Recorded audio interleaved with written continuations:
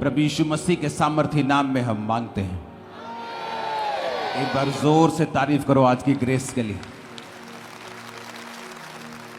देश की आजादी आसान नहीं थी। स्कूल्स में पढ़ाते हैं आपको, और देश की आजादी के लिए एक प्राइस पे किया गया। यह बहस का विषय है कि किसने कितना किया।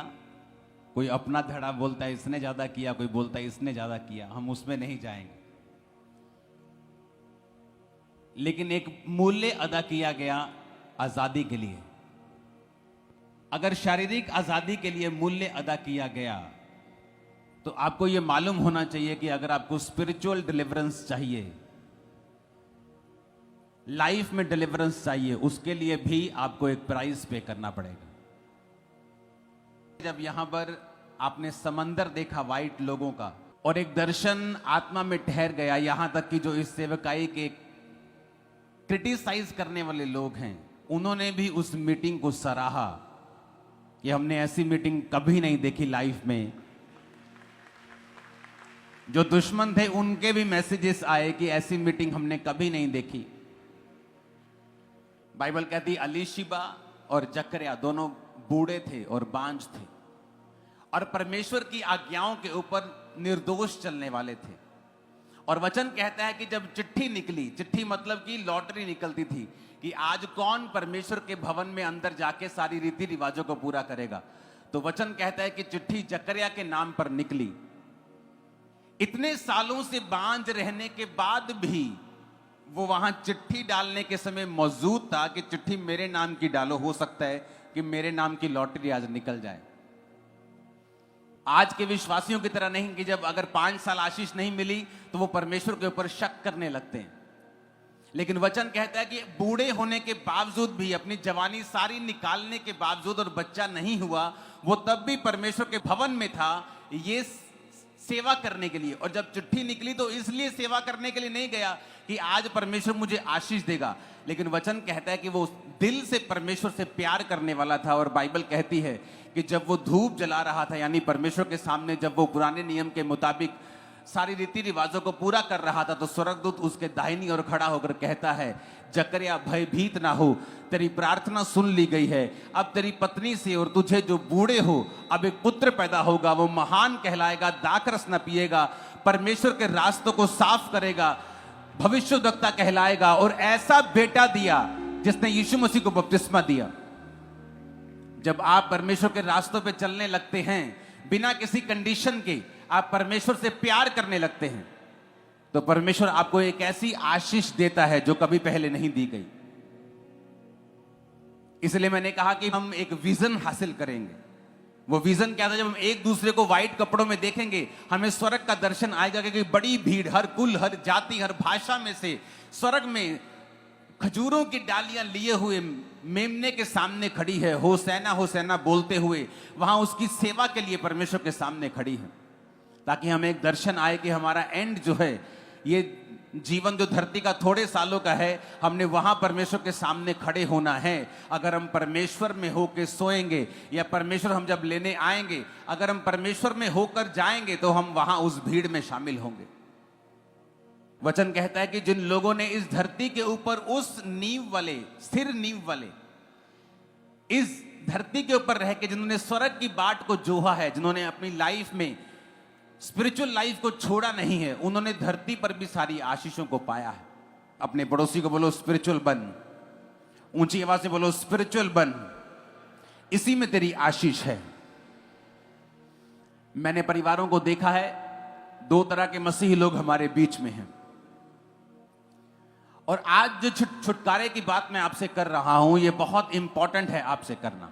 ऊंची आवाज से बात करो, परमेश्वर जितना वचन आज मैं सुनूं, मैं 100 गुना फलों को लेके आऊं। प्रभु यीशु मसीह के सामर्थी नाम में हम मांगते हैं।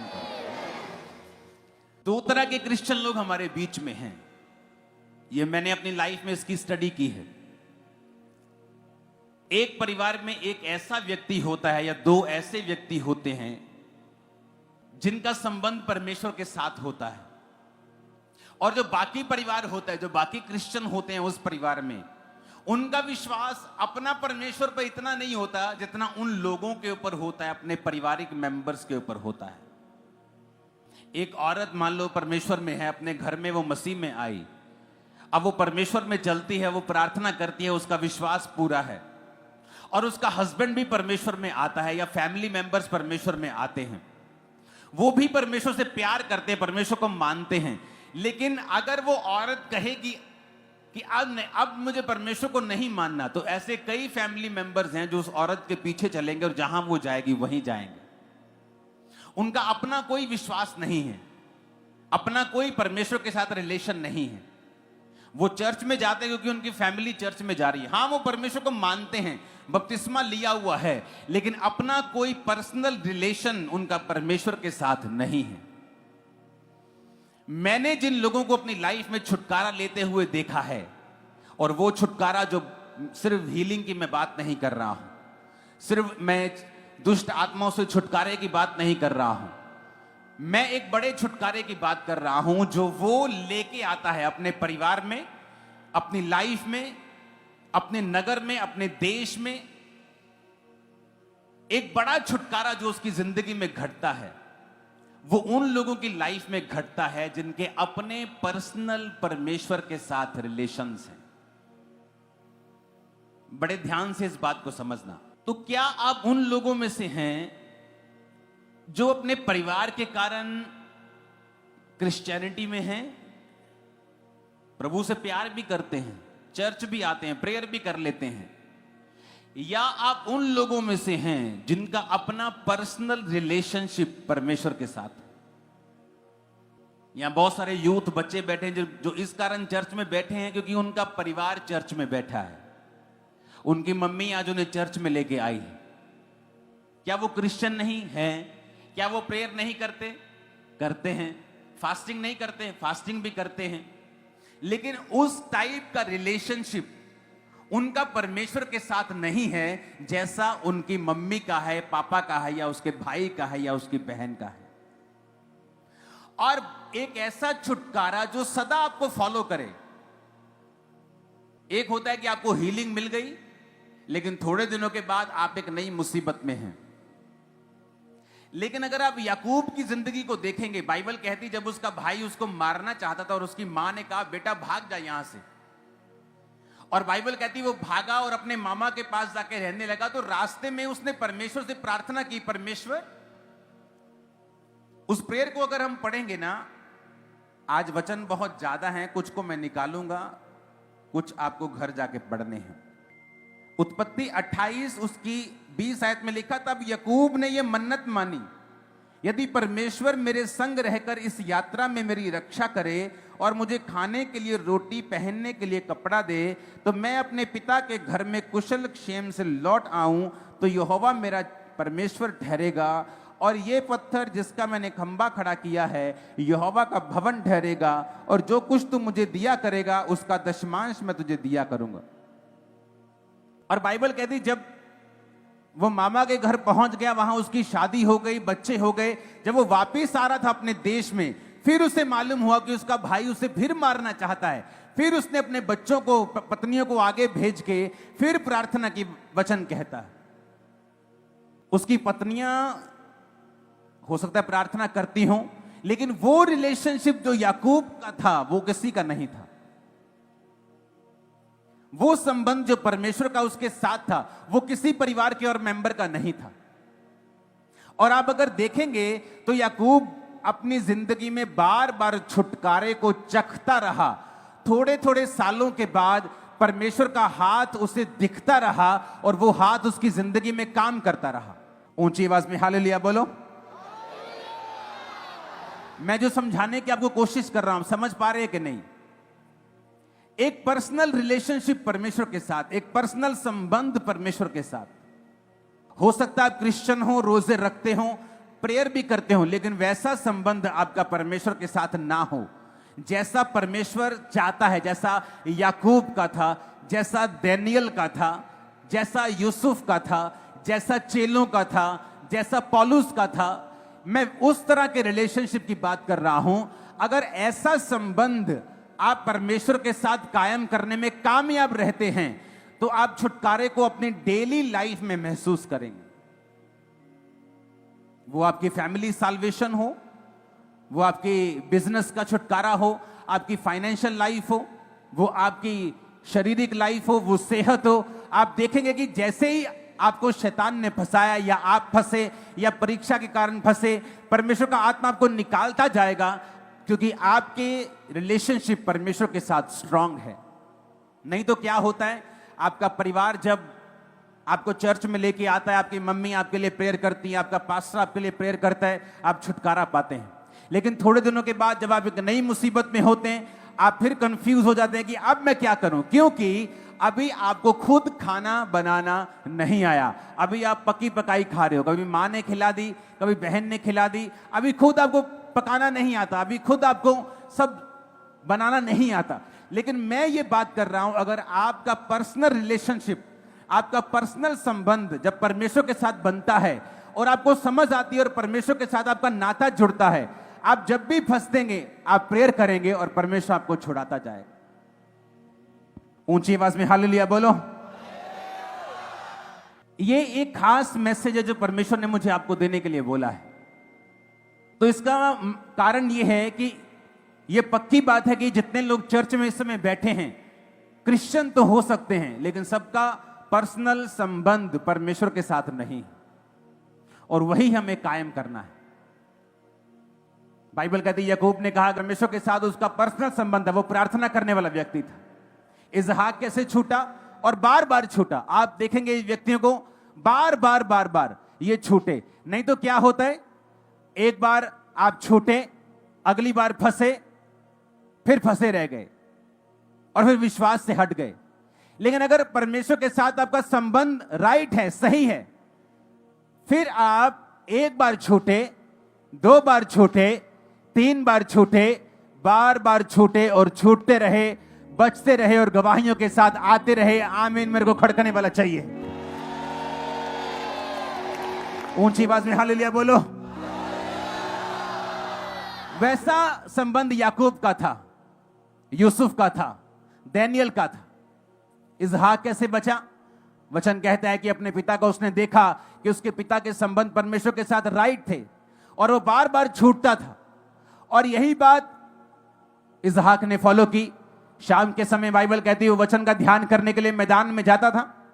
मैदान में जाता था तो वचन का ध्यान करता था, पर्सनल संबंध परमेश्वर के साथ अपने कायम करता था। फिर छूटा। कैसे? इतना होने के बावजूद भी, इतने पैसे बरकत होने के बावजूद भी उसकी पत्नी बांझ थी, बाइबल कहती। फिर छुटकारा पाया, बेबी हुआ, और वचन क्या कहता है, फिर अकाल पड़ा। जब अकाल पड़ता था तो देश के देश नाश हो जाते थे। वहां टेक्नोलॉजीज नहीं थी कि इलेक्ट्रिसिटी है, नीचे से मोटर लगाकर पानी निकाल लेंगे या कुछ ऐसा कर लेंगे। कुदरत पे इंसान निर्भर था। अगर आप पुराने टाइम में चले जाएंगे, आज से कुछ साल पहले, तो कई कई जगहों के ऊपर जो इंसान की एवरेज लाइफ थी वो 56 साल की भी रह गई थी।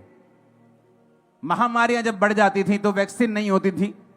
आज दवाइयां हैं, वैक्सीन हैं, तो इंसान को ज्यादा जीने में मदद मिलती है। तो तब के समय में अगर अकाल पड़ा तो समझो मौत आई। लेकिन वचन क्या कहता है, उसके संबंध परमेश्वर के साथ थे। जैसे ही अकाल पड़ा और उसने स्टेप लेने चाहे, परमेश्वर ने क्या कहा, इसहाक इस देश में रहे और इस देश को मत छोड़, मैं तुझे फलवंत करूंगा और यहीं पर ब्लेस करूंगा। कैसे परमेश्वर ने उससे बात की? क्योंकि उसके जो पर्सनल संबंध थे परमेश्वर के साथ वो सही थे। अगर उसके साथ परमेश्वर के संबंध ना होते तो परमेश्वर कभी उससे बात नहीं करता। लोगों को चाहिए कि जब वो मुसीबत में फंसते हैं, प्रभु से बात करना शुरू करते हैं कि परमेश्वर अब मैं क्या करूं। लेकिन परमेश्वर आपसे बात नहीं करता अगर आप अपने भाई के पास, अपने दोस्त के पास, अपने रिश्तेदार के पास तभी जाते हैं जब आपको पैसों की जरूरत होती। आपका रिश्तेदार अमीर है, आप उससे कभी हेलो नहीं करते, कभी हाय नहीं करते, कभी मिलते नहीं।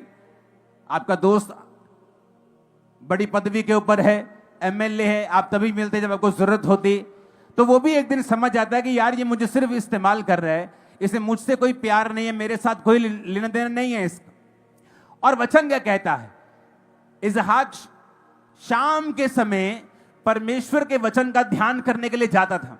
हो सकता है कि परमेश्वर ने शायद 20 साल उसको जानबूझ के बांझ रखा, ताकि इन 20 सालों में ये मुझे खोजे और इसका संबंध मेरे साथ सही हो जाए। क्यों? क्योंकि आने वाले समय में अकाल पड़ने वाला है। जब अकाल पड़ेगा तो यही नाश नहीं होगा, इसके साथ इसके लोग, इसके बच्चे, परिवार, नौकर, सब प्रॉपर्टी, सब कुछ खत्म हो जाएगा। तो उसको बचाने के लिए कई बार परमेश्वर क्या करता है? परीक्षाओं को देता है। वो परीक्षा आई, अच्छा बांझपन खत्म नहीं हो रहा, वैसे बड़ा काम अच्छा चल रहा है, बिजनेस अच्छा चल रहा है, सब कुछ अच्छा चल रहा है, लेकिन बांझपन फिनिश नहीं हो रहा। शक हो रहा है, क्या ये पत्नी परमेश्वर की ओर से है? हाँ, परमेश्वर की ओर से है। परमेश्वर ने तो भेजा है। मेरे पिता के नौकर ने जाकर वहां प्रार्थना की थी, परमेश्वर जो लड़की आएगी ऊंटों को पानी पिलाएगी, मुझे भी पिलाएगी, वही तेरी ओर से होगी। तो रिबिका है तो परमेश्वर की ओर से है, लेकिन बच्चा क्यों नहीं हो रहा? हो सकता है परमेश्वर ने बच्चे को रोका हो, क्योंकि आने वाले समय में अकाल पड़ने वाला था। तो परमेश्वर ये चाहता था कि इसके संबंध मेरे साथ इतने गहरे हो जाएं कि जब बड़ी मुसीबतों का यह सामना करे, और ऐसी मुसीबत जो सिर्फ इसी को नहीं, इसके पूरे परिवार को नाश कर देगी, तो उस समय इसके संबंध मेरे साथ सही हों। और वचन क्या कहता है?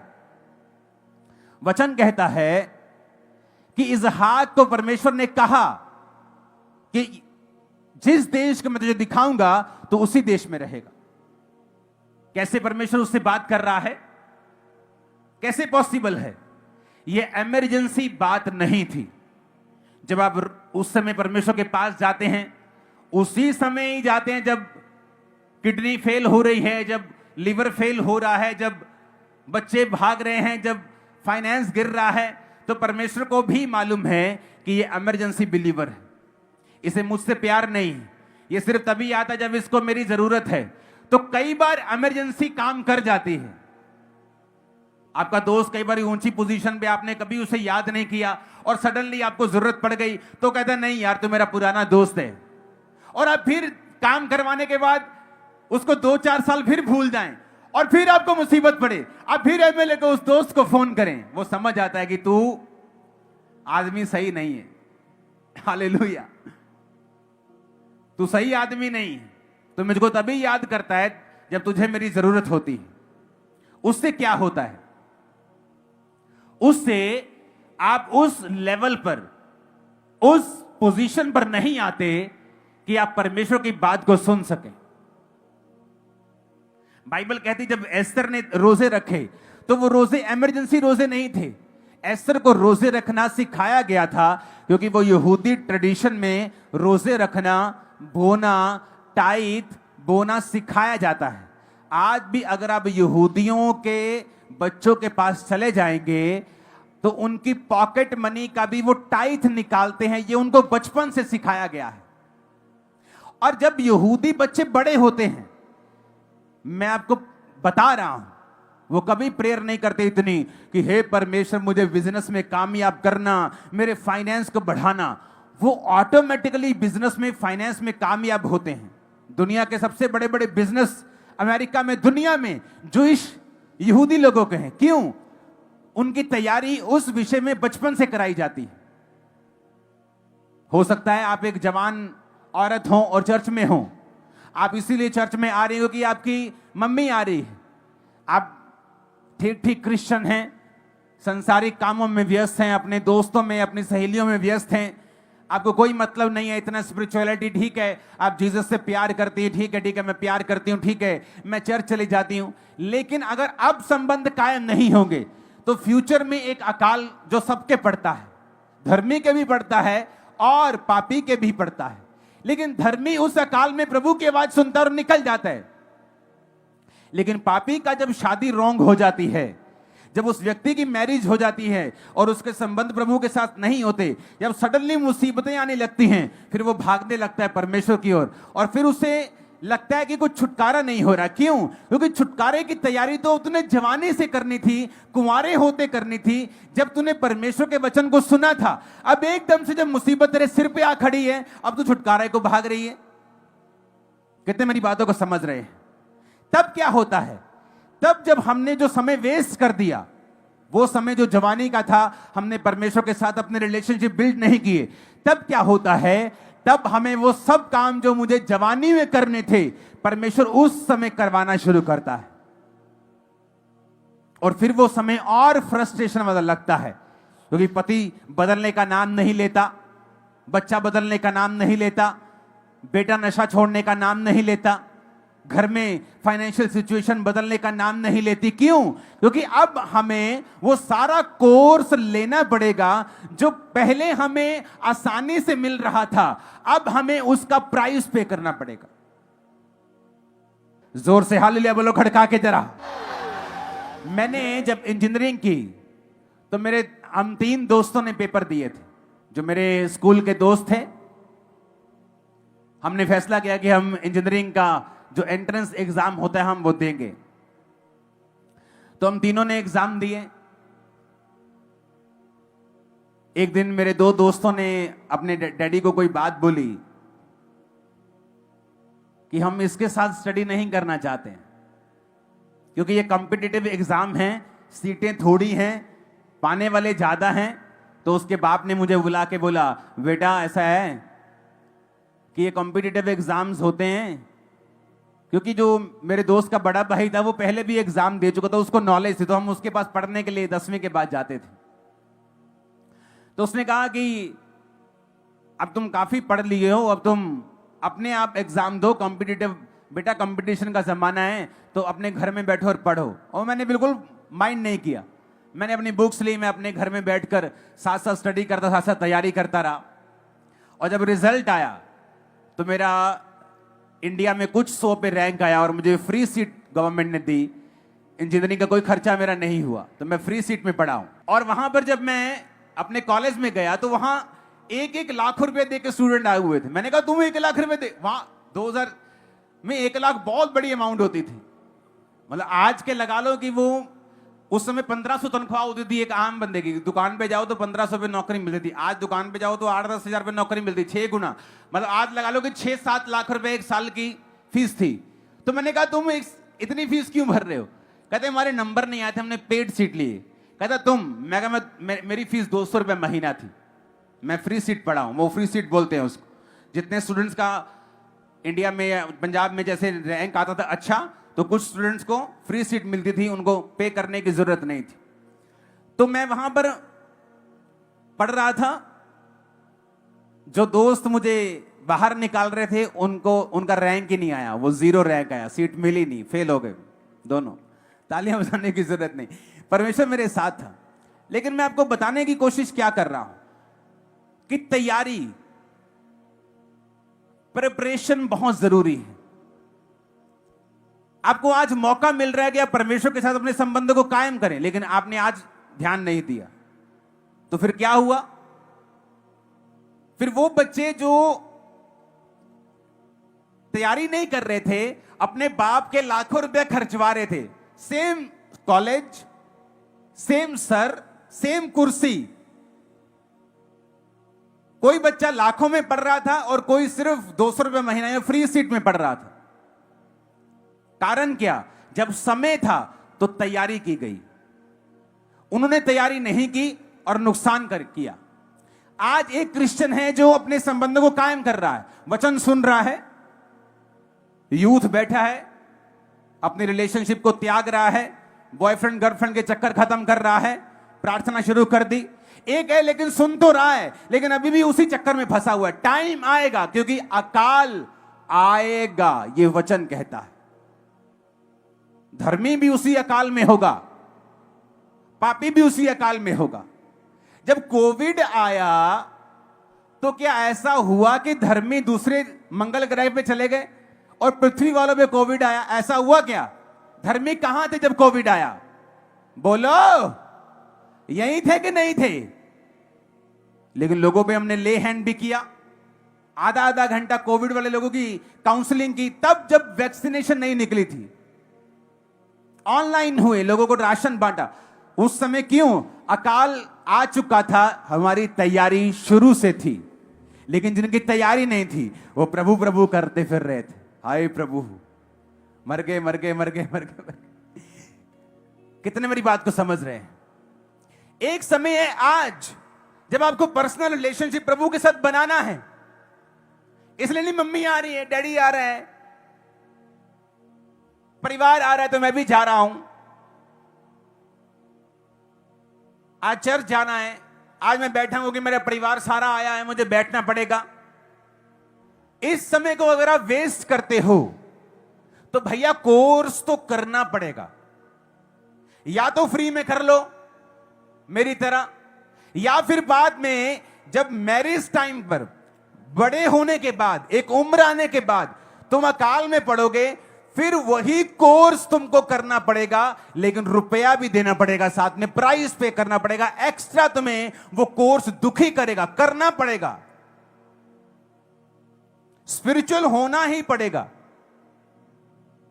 फिर वो लड़की, वो लड़का जो आज परिवार की वजह से क्रिश्चियन हो रहा है, चर्च में आ रहा है, तब उसे अपने पर्सनल रिलेशनशिप प्रभु के साथ बिल्ड करने पड़ेंगे, क्योंकि अब प्रभु ये चाहता है उसकी लाइफ में, तब परमेश्वर उसे छुटकारा देगा। तो क्यों नहीं वो पर्सनल रिलेशनशिप जो बाद में छितर खा के करनी है, अब कर ली जाए। परमेश्वर ने मुझसे साफ कहा है आप लोगों के लिए आज कि अगर चर्च अपना पर्सनल रिलेशनशिप मेरे साथ नहीं बनाएगी, वो छुटकारा हासिल नहीं कर पाएगी। आपने प्रेयर रिसीव किया, आप हील हो गए, बिकॉज गॉड इज गुड। आपने प्रेयर की, आप डिलीवर हो गए, बिकॉज गॉड इज गुड। वो अच्छा है, वो भला है। लेकिन क्या आपने पर्सनल रिलेशन परमेश्वर के साथ बिल्ड किया? No, because famine is coming. वो आ रहा है, अकाल, और वो किसी को छोड़ेगा नहीं। वो धर्मी पर भी आएगा, पापी पर भी आएगा। धर्मी बच जाएगा, इसहाक की तरह 100 गुना फल लाएगा उस अकाल में भी। और यीशु के नाम में भविष्यवाणी करता हूं, जो धर्मी आप में बैठे हैं, 100 गुना फलों के साथ, गवाही के साथ, एक बड़ी टेस्टमनी के साथ, ढोल के साथ वापिस आ रहे। नहीं, खड़कने वाला साथ आमीन चाहिए मेरे को। नहीं, खड़कने वाले आमीन चाहिए, साथ ऊंची आवाज में।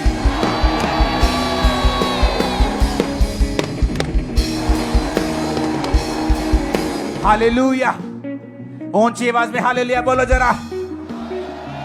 नहीं, ऊंची आवाज में हालेलुया बोलो।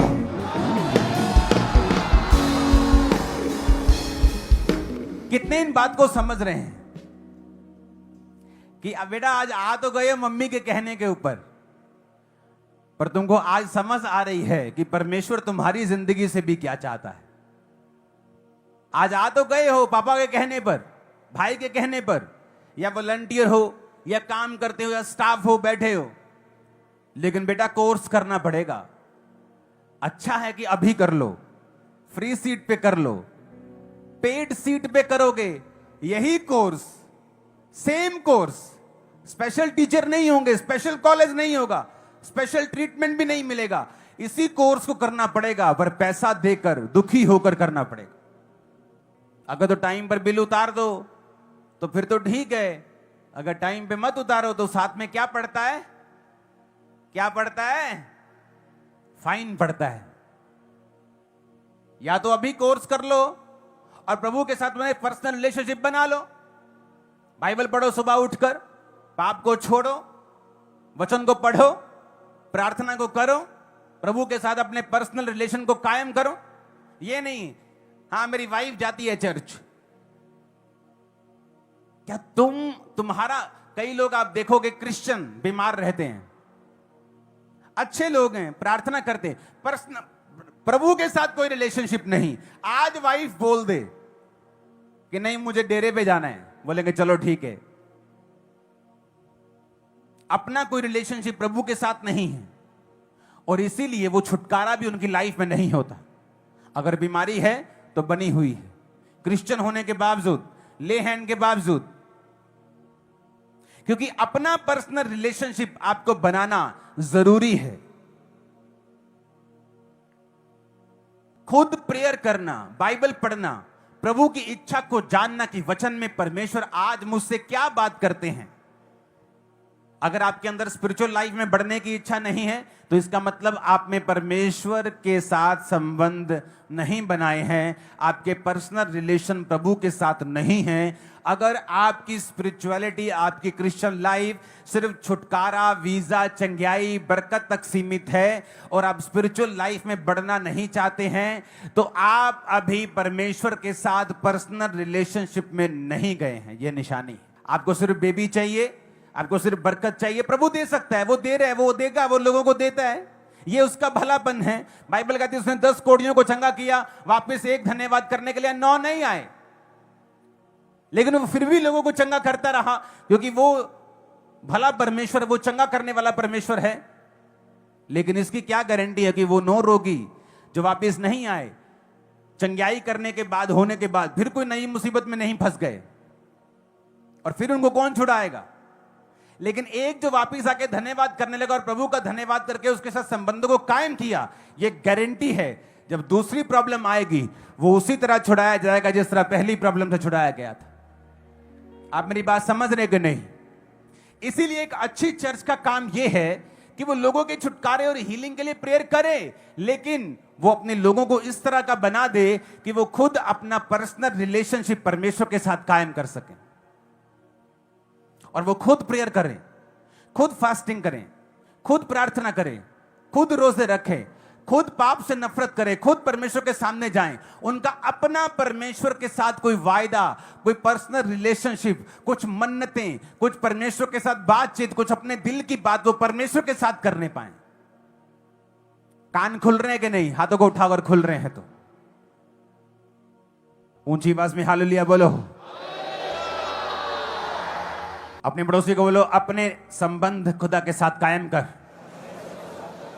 मैंने अपनी लाइफ में किसी व्यक्ति को ऐसा नहीं देखा जो स्पिरिचुअल हो और घाटे में रहा हो। टाइमिंग इधर उधर हो सकती है, कुछ साल इधर उधर चल सकता है प्रभु की इच्छा के मुताबिक, क्योंकि जो आप नहीं देख सकते खुदा देखता है। इसहाक नहीं देख सकता आने वाला समय क्या है। किसी को कोविड आने से पहले मालूम नहीं था कोविड आएगा, लेकिन जो धर्मी थे वो तैयार थे, वो घबराए नहीं, कोविड आने के ऊपर घबराए नहीं, भागे नहीं, छुपे नहीं। जो लोग नई नई चर्चेस को देखते हैं, जैसे बोलते हैं ये कहां थे जब कोविड था, कमेंट करने से पहले फेसबुक मेरी निकाल के देख लेना कोविड टाइम की मैं कहां था, मालूम हो जाएगा। और वहां ही पड़ी है लाइव चीजें। और पंजाब पुलिस हमारे साथ होती थी, सरकार हमारे साथ होती थी। और तब नहीं जब वैक्सीन निकल आई, पहली लहर की बात कर रहा हूं, जब डर के मारे हाथ पैर कांप रहे थे, लोग घरों में बैठे थे। अकाल अब नहीं आया, ये कुछ कुछ सालों के बाद धरती पर आता ही रहता है। फाइनेंशियल ऑपरेशन, मंदी, महामारी, युद्ध, ये सारे अकाल के ही प्रतिरूप हैं, और ये आते हैं कुछ कुछ साल के बाद। और जिनकी तैयारी होती है, खुदा के साथ रिलेशनशिप बिल्ड होती है, वो निकल जाते हैं घराने समेत। बहुत ही लोगों ने 2020 में ही परमेश्वर के साथ अपने संबंध मजबूत किए, जब उन्हें मालूम हुआ कि कुछ नहीं है दुनिया में। बड़े बड़े एक्टर, बड़े बड़े लोग सुसाइड कर रहे हैं, डिप्रेशन हो रहे हैं लोगों को, कोई फेम, कोई इंस्टाग्राम, मिलियंस ऑफ फॉलोअर्स बचा नहीं सके। 2020 में अपने संबंध कायम करने उन्होंने खुदा के साथ शुरू किए। तब मुश्किल हुई, पर जो पहले आसानी के साथ हो रहा था 2020 में पेड सीड की तरह लग रहा था।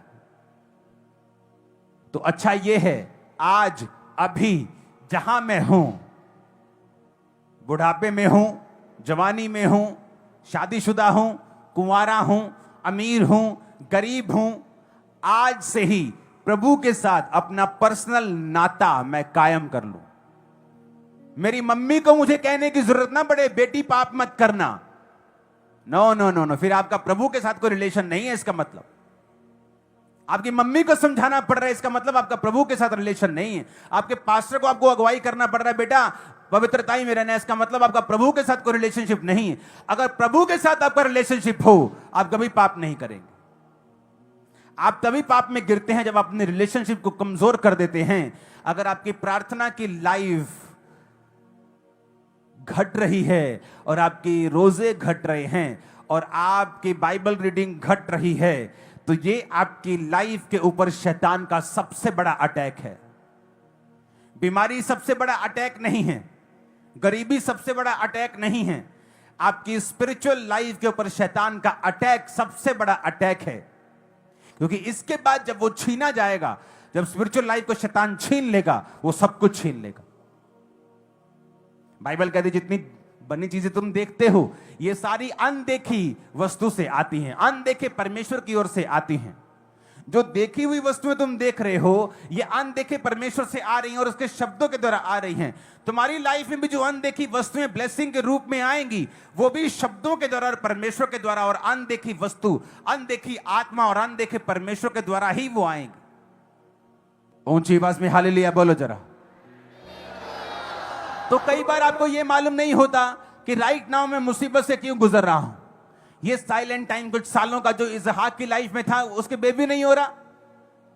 सवाल पूछ, प्रभु ये मेरी लाइफ में क्या प्रॉब्लम है? मेरा बाप धर्मी, मैं धर्मी, मेरी वाइफ धर्मी, आई खुदा से है, मैं खुदा से हूं, तो भी ऐसा क्यों है? क्योंकि परमेश्वर उसकी तैयारी करवा रहा था कि उस पाप को जिसने उसको पीछे रखना है उस पर वो फतह पा जाएगा। परमेश्वर ने कहा पाप द्वार पर ही छुपा रहता है और तुझे उसके ऊपर प्रभुता करनी है।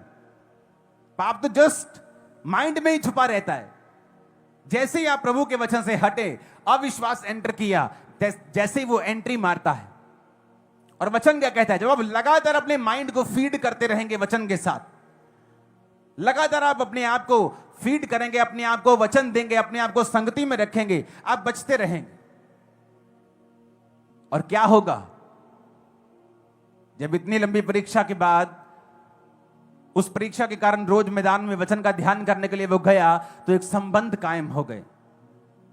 आज जब दुष्ट आत्मा से लोग जहां छुटकारा पाते हैं, डिप्रेशन से छुटकारा पाते हैं, दुष्ट आत्माओं से, बीमारियों से, तो उनको शायद ये स्टोरी ना मालूम हो कि 2005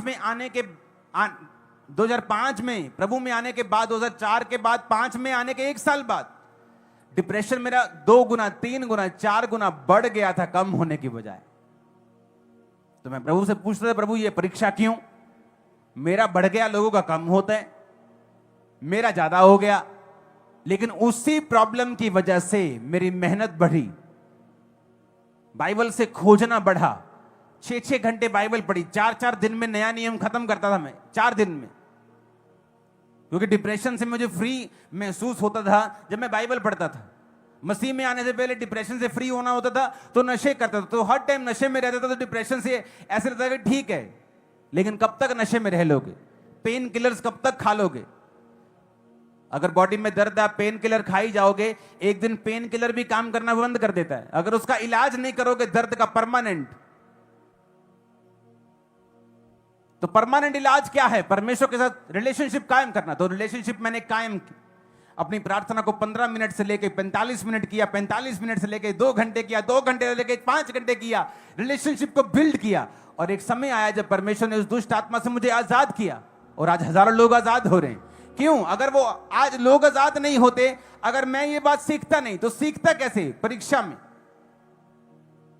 जो कुछ भी आपके जीवन में घट रहा है, अगर आप उसके बारे में क्वेश्चन कम करेंगे और प्रेयर ज्यादा करेंगे, सवाल जवाब कम करेंगे, प्रभु के साथ बहस कम करेंगे, प्रार्थना ज्यादा करेंगे और संबंध ज्यादा कायम करेंगे, तो जल्दी आप एक बड़े छुटकारे को, परमानेंट छुटकारे को अपनी लाइफ के, अपने परिवार, अपने फाइनेंस, अपनी बॉडी, अपनी स्पिरिट के ऊपर आता हुआ देखेंगे।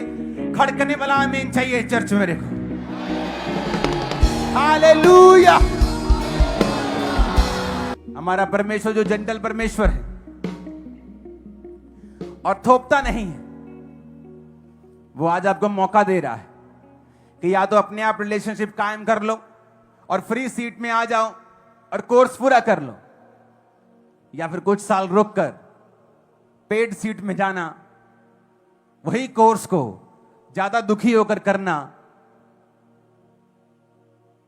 लेकिन जब छोटा बच्चा एबीसी नहीं पढ़ता और बड़े होकर उसे मालूम होता है कि मुझे बाइबल पढ़नी है, भाई मुझे तो क ख आना चाहिए, उड़ा आना चाहिए, एबीसी आनी चाहिए। जब बड़ा बच्चा ट्यूशन रखता है उसे कुछ कुछ शर्म महसूस होती है।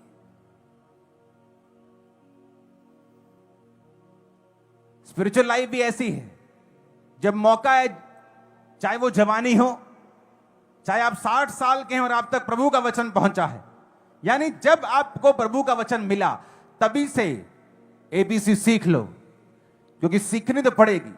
10 साल बाद सीखेंगे तो शर्मिंदा हो होकर सीखेंगे, लोग क्वेश्चन करेंगे, तेरा पति ऐसा कैसे निकला, तू क्रिश्चियन है, तेरी वाइफ ऐसे कैसी हो गई। लेकिन अगर अभी कर लेंगे तो शर्मिंदा नहीं होंगे। बाद में वही एबीसी करेंगे, कोर्स करेंगे तो शर्मिंदा हो कर करेंगे। करनी वही एबीसी है, करना वही कोर्स है।